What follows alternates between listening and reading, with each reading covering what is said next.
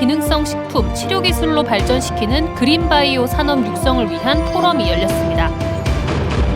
올해 1분기 주택가격 등 강원도 내 대부분의 경기 지표가 나빠졌지만 3년 만에 돌아온 지역 겨울축제가 보탬이 된 것으로 나타났습니다. 연일 건조한 날씨 속에 산불 발생이 크게 늘고 있습니다. 피해가 확산되기 전 초기 진화를 위한 훈련이 실시됐습니다. 학력을 강조하는 신경호 교육감 취임 이후 야간 자율학습이 되살아나고 있습니다. 저녁급식도 시작돼 최대 8,000원씩 지원됩니다. 안녕하십니까. 뉴스데스크 강원입니다. 농업과 생명과학을 연결하는 그린바이오 산업 육성을 위한 포럼이 마련됐습니다. 강원도의 풍부한 천연물 자원을 국민들의 건강과 행복을 위한 산업으로 키우자는 게 핵심입니다. 김인성 기자입니다. 키스트 강릉분원 천연물 연구소의 스마트팜. 신장질 환자에게 도움을 줄 수 있는 저칼륨 상추와 상처 치유 성분을 크게 개선한 병풀 등을 키우고 있습니다. 이를 음식으로 섭취해 질병을 치료하는 방식을 메디푸드라 부르는데 키스트 천연물 연구소에서 시도하고 있습니다. 약으로 먹는 게 아니라 음식을 통해서 우리가 먹을 수 있는 샐러드를 통해서 건강 기능을 개선한다든지 우리 몸에 좀 들어오면 좀 부담되는 성분들을 뺀다든지. 이 연구소에는 식용 가능한 식물만 500여 종을 보유하고 있는데 모두 대관령을 비롯한 강원도에서 채집한 것들로 각종 건강기능식품이나 약 등으로 다양하게 활용되고 있습니다. 숙취 해소 물질 기술 이전이라든지 또 최근에 그 건강기능성 식품 개별 인정형을 인정받았는데 그 감나무 잎에서 안구건조증이나 안압저하 효과가 있는 옥수수나 콩 등으로 기존 에너지 자원을 대체하는 화이트바이오, 인간의 질병을 약으로 치료하는 레드바이오와 달리 산과 바다에서 유래한 천연물 소재를 기능성 식품이나 치료 기술로 발전시키는 개념을 그린바이오라 부릅니다. 천연물이 풍부하고 연구 인력과 시설이 갖춰진 강원도에서 그린바이오를 육성하기 위한 포럼이 마련됐습니다. 우리 정부의 그린바이오에 대한 관심과 육성 방향이 소개됐습니다.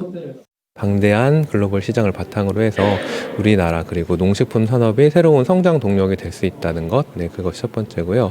그리고 두 번째로는 이 산업을 육성함으로써 이제 기존의 농업도 같이 상생해서 발전할 수 있고. 또 천연물 소재를 발굴해 이를 표준화하고 스마트팜에서 키워 기업에 기술 이전을 한 뒤 이를 제품으로 만드는 연구도 진행되고 있습니다. 천연물의 효능 성분의 빅데이터를 가지고 있고요. 또한 그 원물을 확보하기 위해서는 재배가 굉장히 중요한데 스마트팜이라는 기술을 10여 년 전부터 도입함으로써 원물 확보에서부터 산업화까지 그런 모든 일련의 과정을 저희 연구소 내에서 할 수 있는 그런 체제를 구축했습니다. 이 밖에 그린바이오 벤처기업과 산업 육성 방안, 강원도의 천연물 인프라 구축 등에 대한 다양한 논의가 이루어졌습니다. 강원도의 풍부한 농수산물을 활용해 인간의 질병을 치료하고 건강한 삶을 추구한다는 천연물 연구와 그린바이오 산업에 관심이 집중되고 있습니다. MBC 뉴스 김인성입니다.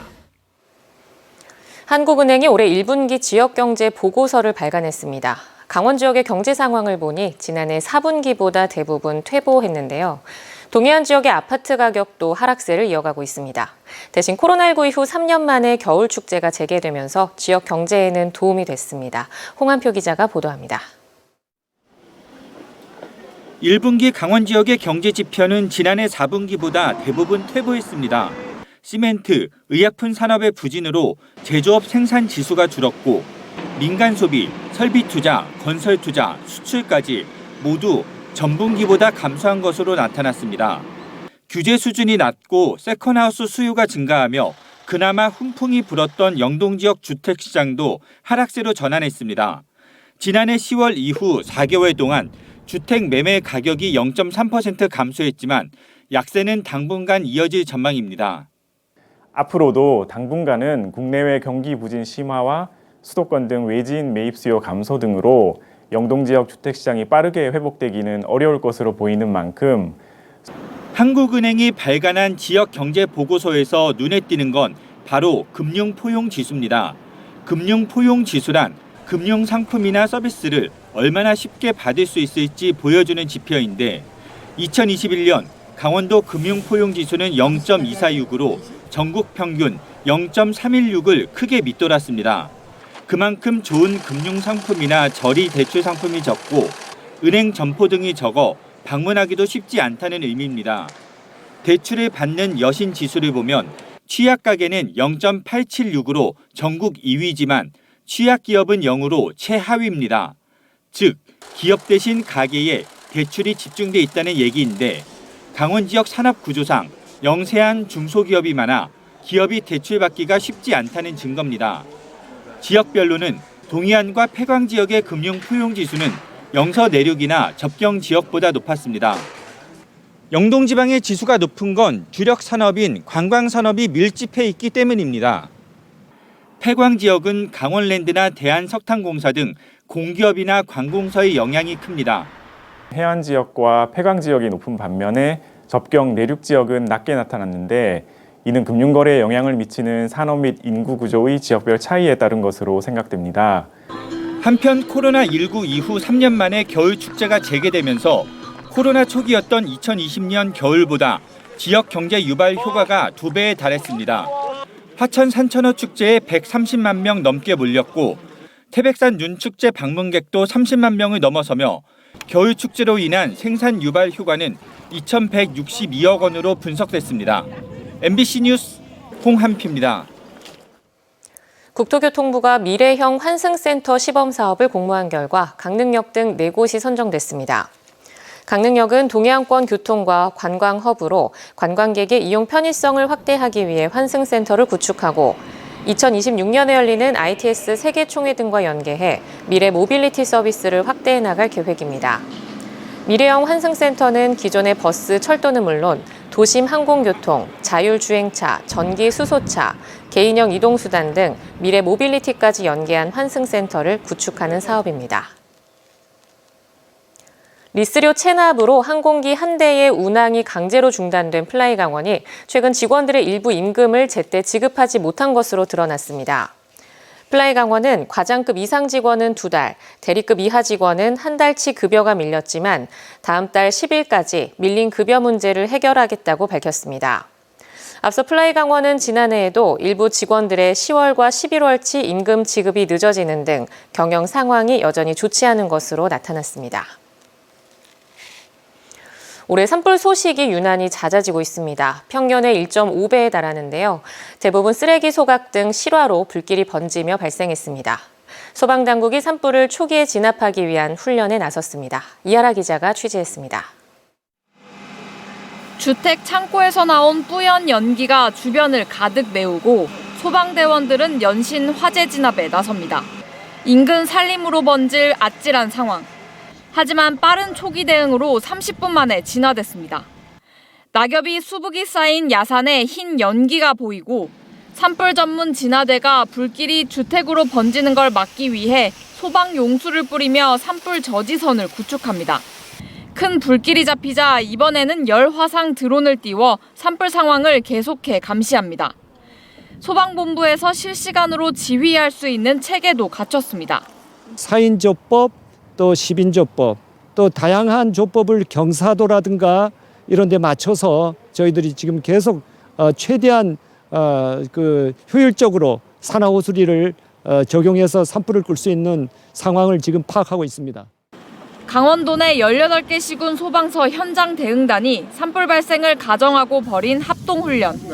건조한 날씨에 바람까지 거세면 작은 불씨도 큰 불로 번지기 쉬운 만큼 빠른 초기 진압을 위해 마련했습니다.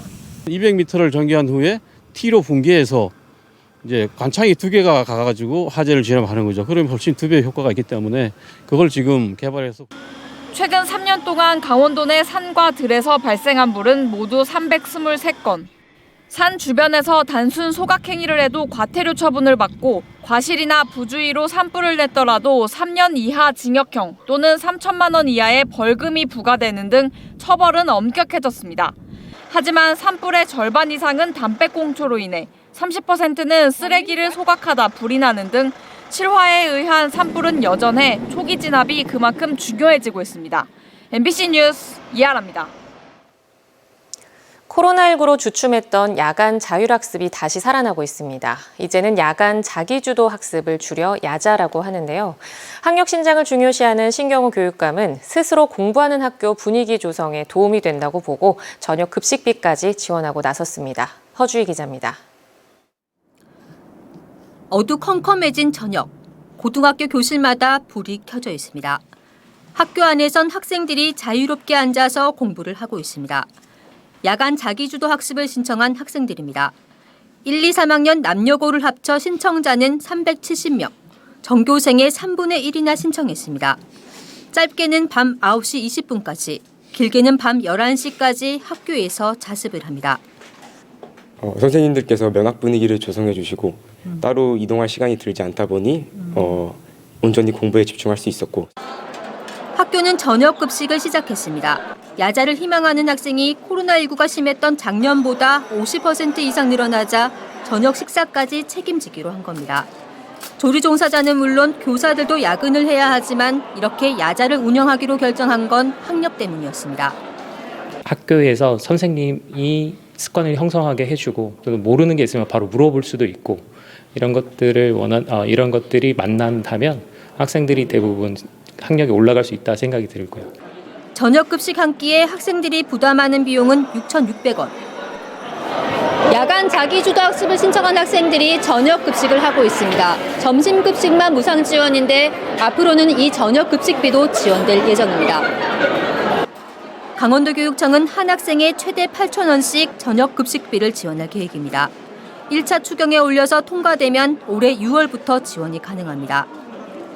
그 소요되는 것을 추산해서 내년 본 예산에 편성을 해서 내년 3월부터는 자기주도 학습 역량 프로그램이 잘 운영될 수 있도록 하겠습니다. 강원도 전체 고등학생의 30%가 야자를 신청할 경우 올해 필요한 예산은 170억 원.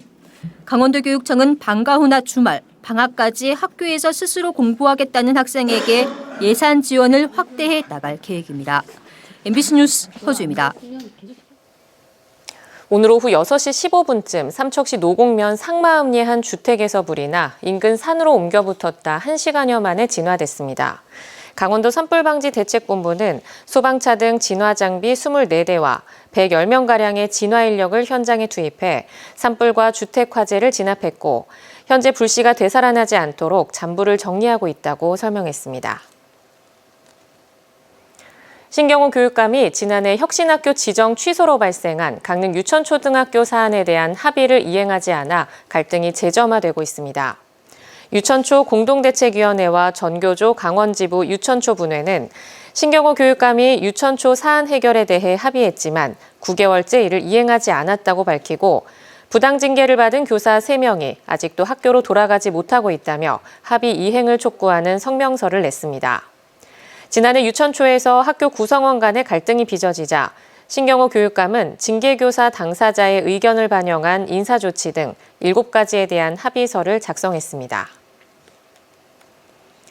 태백시가 철암동 고터실 핵심광물 산학연 혁신기술단지 조성 사업을 본격적으로 추진합니다. 태백시는 다음 달 4일 철암동 행정복지센터에서 합동설명회를 열고 환경, 교통, 재해 영향 평가 등에 관한 사항을 설명할 계획이라고 밝혔습니다. 고터실 산업단지는 사업비 382억 원을 들여 2024년까지 철암동 일원에 21만여 제곱미터 규모로 조성돼 광물 가공과 광물 자원 특화 기업이 들어설 예정입니다. 태백시는 핵심광물 산업과 관련해 지난해 SK에코플랜트와 STX 등 2개 기업과 업무 협약을 맺었습니다.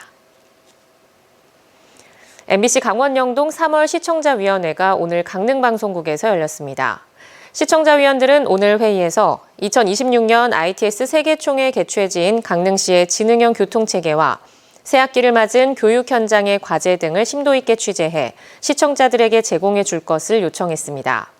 또 프로그램도 시대에 맞게 다양한 세대가 시청 가능하도록 제작해달라고 당부했습니다. 이에 대해 한정우 MBC 강원 영동 사장은 다양한 의견을 뉴스 보도와 프로그램 제작에 반영하겠다고 답했습니다. 정선 동강 할미꽃 축제가 오는 31일 개막해 다음 달 2일까지 동강 할미꽃거리와 생태체험 학습장 일원에서 진행됩니다. 올해 축제에는 동강 할미꽃을 주제로 한 초등학생 사생대회와 60세 이상 여성들을 대상으로 시집기 공모전을 진행해 전시회를 열고 버스킹 공연과 할미꽃 타투 체험 등 다채로운 프로그램도 마련됐습니다. 정선 동강 할미꽃은 세계에서 유일하게 정선이나 영월 등에서 자라는 한국 특산종입니다. 산림청이 선정한 걷기 좋은 명품 숲길 30선에 강원도 숲길 10곳이 포함됐습니다. 이번에 선정된 숲길은 인제 자작나무 숲이 전국 최우수 숲길로 뽑혔고 1920년대 금강송을 직접 조림한 강릉 성산면의 대관령 소나무 숲길, 영동과 영서를 잇는 대관령 옛길이 30선에 포함됐습니다.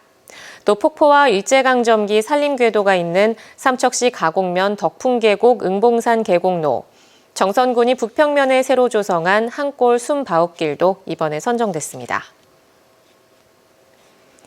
삼척시 수소차 보급이 300대를 넘어섰습니다. 삼척시는 2019년부터 수소차 보급을 시작한 가운데 첫 해 70대를 시작으로 2020년 122대, 2021년 43대, 지난해 55대, 올해 10대까지 모두 300대를 보급하며 124억 원의 보조금을 지원했습니다.